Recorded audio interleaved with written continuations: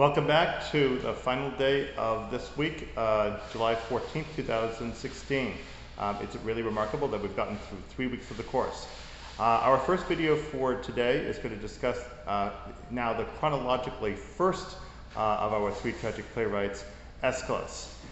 Before we go further, I need to have you pause the video because there are two things that you will need in order to follow along this discussion. First of all, you should open handout number 2, which is provided to you in your schedule or your resources page on Sakai. And second, I would also like you to pull out your Ken Dowden textbook and please turn to page 51 in the Dowden textbook. So please, again, find page 51 on the textbook, and also please open the handout number 2, which is on Aeschylus. Please pause your video and get those two items ready. Okay, are you all set? Excellent. You'll notice that we have Athena's owl back again, and the olive. So that means that during this lecture, I'm going to ask you a question to test your wisdom on everything that you've been understanding so far. Before we do that, though, we're going to talk a bit about Aeschylus. So, as you can see, chronologically, Aeschylus is indeed earlier than Euripides, the one that we talked about yesterday. Aeschylus is given to us as 525 BC for his birth date. The document that you see described in Ken Dowden's textbook on the pages that I gave to you, pages 51 and 52, lists for you some of the dates that are provided to us on this thing called the Marmorparium, the Parian marble. We do not actually trust these dates necessarily, and there also are more dates that are provided. Unfortunately, the one for Aeschylus and also the other one that's important for Sophocles are not given to us in this particular book. However, this marble gives us quite a few dates that at least give us some idea of how to date other things in Greek history, and we're pretty sure 525 BC is fairly reliable because it would mean that Aeschylus would have been in his 30s to 40s when he was starting to produce plays, and that's usually about the time that someone in one's life when someone would start that kind of endeavor in the city.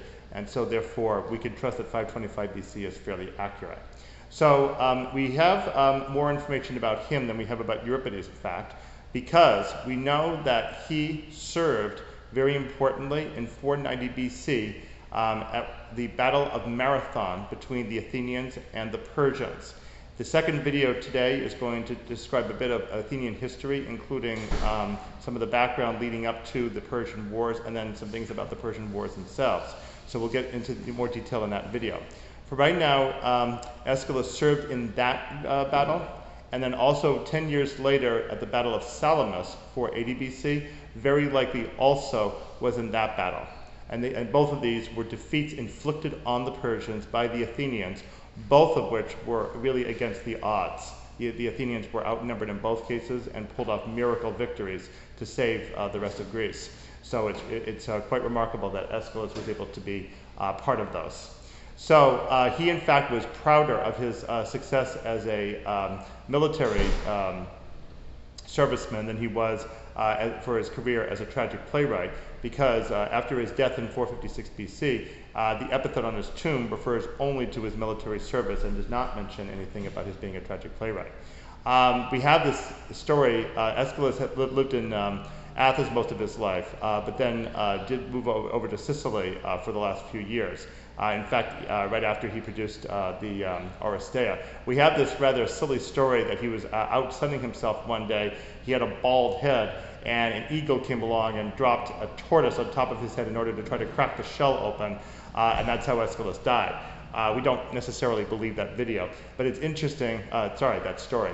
But it is interesting that you can find, I think, a video of one of the cop shows that has one of the characters in the story describing that legend of the way Aeschylus died. Nobody else in the story understands what he's talking about, so he looks a little bit odd because he actually knows about this story when nobody else actually does. In any event, it is true that Aeschylus did live most of his life around Athens, but then moved away from Athens over to Sicily for the last couple of years of his life.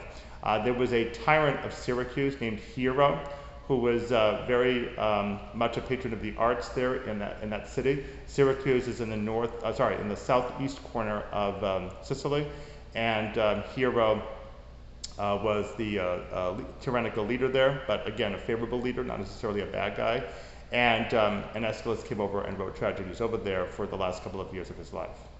So the works, there are 7 of them surviving. They're given to you on your handout. For right now, the important ones for you to know are the Oresteia, which are the Agamemnon, libation bearers, and the Eumenides. Unfortunately, your textbook does not give you libation bearers. It only summarizes it for you. But you have enough contents of Agamemnon and Eumenides to more or less put together the story as it played out. We'll talk more about Oresteia in a little bit. As I say, there are 7 works altogether surviving for Aeschylus, and they demonstrate what is referred to as high style. Now, Aeschylus wrote in what we would consider the earlier days of tragedy, in the early part of the 5th century BC, as you can see. So basically from around the 480s down to the 450s BC. One of his first plays was called Persians, 472 BC, and it was a tribute paid to the defeated Persians at Salamis 8 years prior at 480 BC, as well as celebrating the victory of the Athenians over them. The king Xerxes shows up in the play near the end in a completely abject state. It's actually quite surprising that Aeschylus was able to put on that play, because generally plays were supposed to be detached from reality. They were supposed to be on safe mythological subjects. There's an incident involving that I'm going to describe in the second video as to what happened when a playwright didn't do that and rather suffered for it. But in any event, Aeschylus had to get special permission to get this play produced in 472 BC, and the future head politician of Athens, Pericles, produced this play because Aeschylus was still too young to do it himself. And so it became one of the best known plays that Aeschylus wrote. And if you ever take a class, I teach Classics 397, Greek Myth and Tragedy, that is one of the plays that we read in that course, his first surviving play called Persians. So the point about high style is that Aeschylus's plays are very elevated and really epic in nature. High style means that the gods and fate are in command of what's going on with humans, and humans have no way to fix the problem. Usually by the time an Aeschylean play begins, the tragedy has already started, and there's no reversing it. So essentially, at the point when the watchman sees the beacon fire at the very beginning of Agamemnon, as you read for today, that is going to set in motion a chain of events that really cannot be stopped. Namely, that Agamemnon will arrive home, and as you saw in the play, Clytemnestra will roll out the red carpet for him. He will be very standoffish, like, I shouldn't do that, that's impious. Oh, no, it's okay, you're a big hero. So Agamemnon walks on the red carpet, probably aware at that point that he is walking into the palace to his doom. And as we know, he goes and takes a bath and gets a bloodbath. So Agamemnon suffers terribly. Cassandra, the princess from Troy, whom Agamemnon takes home as a war prize, is even more aware of her fate to come and even more resigned to it, as you saw. She first foretells it. The chorus cannot understand what she's talking about because she's been cursed by Apollo that she will say true things that nobody will actually believe. And then she also walks her way on the same red carpet to the palace and meets the same doom that Agamemnon does. So this is all grandiose, epic stuff. There isn't a sense of humans struggling with things, trying to figure out what's going on. It's more like, this is what's happened, and we're stuck with it because the gods and fate have directed that events must take this path. And so both Agamemnon and Clytemnestra are essentially victims of a system that they cannot get from. And they seem to recognize that, and both of them just simply comply with what's going on.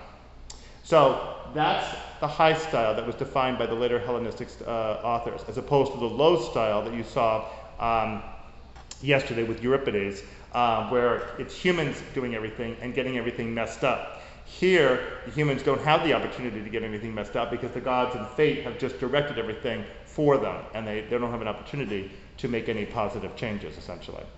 And again, the language is very grandiose and sometimes very hard to understand. So much so that in Aristophanes' play Frogs, when he has Aeschylus and Euripides competing in a literary contest, the main accusation that Euripides makes to Aeschylus is, your plays are just completely incomprehensible. You talk about things like tawny hippococks, expecting the audience to know what that is. And indeed, there is a play of his, 7 Against Thebes, that does indeed describe that kind of symbol on one of the shields of the warriors who are storming Thebes at that point. So it's also a very slow-moving play, as you noticed. The action, when it finally breaks, is very dramatic and really eye-catching, and there's a lot of suspense built up. But you have to really, really, really be patient as you're reading this play in order to finally get the whole point of exactly what is being described. And you have to remember that these are religious rituals, so because we're honoring Dionysus and indirectly Athena, and so therefore we are marching things along very slowly. So be aware of all this, and understand that we're dealing now with a playwright who makes this a really, really profound religious occurrence. It's really wonderful to read it. It's not always, admittedly, the most enjoyable thing to try to have to read it and understand it for a URI student of 2016. However, nonetheless, you should be able to appreciate that that these plays really express the grandeur and the dignity and the real power that Greek mythology conveyed in Athenian society. So after we have Agamemnon, we have his death that the chorus wants to stop but fails to. Orestes then shows up in the second play, which unfortunately you don't have in your textbook, but you could read on your own on the Perseus database. He appears, and with the help of his friend Pylades, who remains almost entirely silent in the play, he and his sister Electra team up to get Clytemnestra.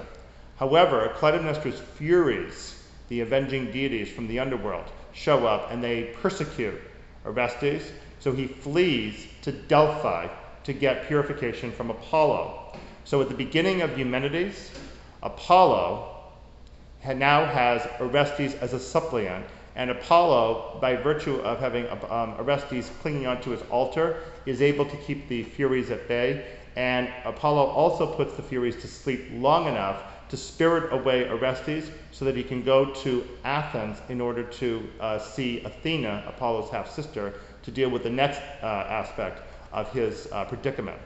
So the Furies fall asleep. The ghost of Clytemnestra very frighteningly comes in on stage in order to wake them back up. There is desperation when it's realized that Orestes got away, and then the Furies head off to Athens in order to meet Athena as well. All right, now I would like you to pause your video, because I'm going to ask you a question about Eumenides to see what you can remember. That's why we have the owl up here. And the question is in two parts. First, what modern convention is established in the second part of this play, Eumenides? And second, what mythic interpretation from chapter 2 of your Harris Placer textbook is used for this? Please pause your video, don't look up anything up, see if you can remember it, write it down, and then come back here to compare your answer. Please pause your video.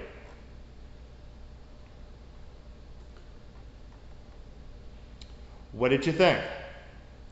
Did you remember that Orestes was going to go on trial, and that in fact this is a trial by jury?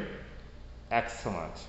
Also, if you remember back to your interpretation methodologies from chapter 2, you may remember the one called charter myth, the one that establishes social conventions in a particular city.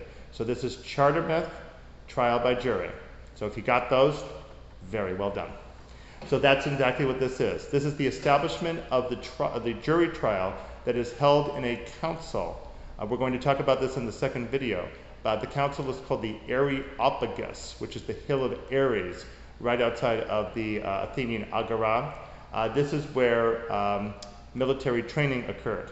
But also there was a special council on the top of the hill that was used originally for jury trials. A leader of Athens from many years ago named Solon established this council. However, a few years before Aeschylus' play was produced, the council lost its powers because the government was altered, the constitution, and now the ordinary people from the city ended up carrying out jury trials instead of this council. So when Aeschylus is writing about this council being established by Athena, he's effectively making a commentary on contemporary events. It's hard to know whether he is in favor or against the council, but it is interesting to note that he is reminding the Athenians of a very important part of their past that now they've essentially given up. The fact that at one time we had this council from the past, and that now democracy has evolved in Athens to bring about the jury trial setup with the populace now carrying out the jury trials. That takes care of Aeschylus. Stay right here because we have our second video on Athenian history. Come right back.